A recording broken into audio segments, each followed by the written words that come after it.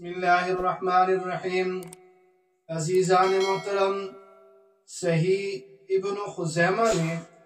حضرت سلمان فارسی رضی اللہ تعالیٰ عنہ سے جناب رسول اللہ صلی اللہ علیہ وسلم کا فرمان رمضان المبارک کے حوالے سے موجود ہے، جس کو شیخ الحدیث مولانا زکریا رحمۃ اللہ علیہ نے فضائل اعمال کے فضائل رمضان کی پہلی فصل میں اس حدیث پاک کو نقل کیا ہے۔ وہ حدیث طویل ترین حدیث ہے، جس میں آخر میں چند ایک باتیں رمضان المبارک کے حوالے سے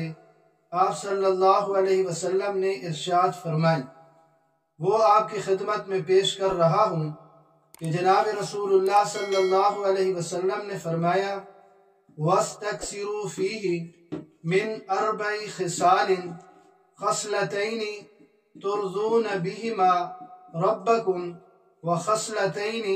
لا غنى بكم عنهما، فأما الخصلتان اللتان ترضون بهما ربكم فشهادة أن لا إله إلا الله وتستغفرون، وأما اللتان لا غنى بكم فتسألون الله الجنة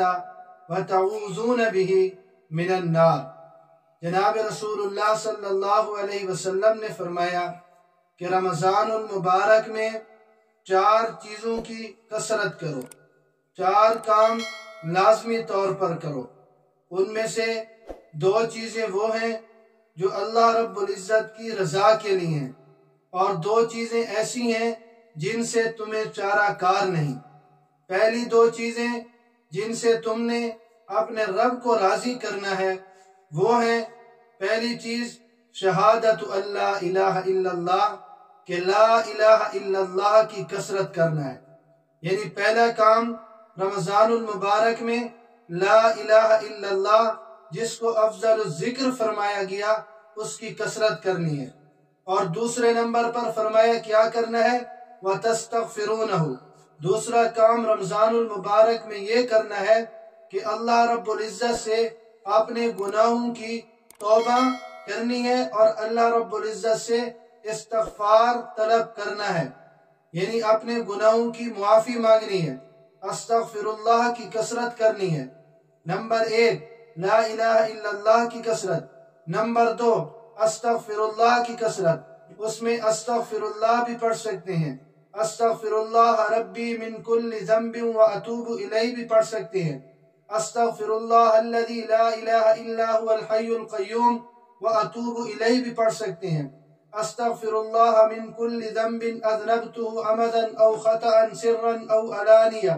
واتوب الیہ من الذنب الذی اعلم ومن الذنب الذی لا اعلم انک انت علام الغیوب وستار العیوب وغفار الذنوب ولا حول ولا قوت الا باللہ، یہ بھی پڑھ سکتے ہیں۔ اور تیسری چیز فرمایا کہ 2 چیزیں ایسی ہیں جن سے تم نے اپنے رب کو راضی کرنا ہے، اور 2 چیزیں وہ ہیں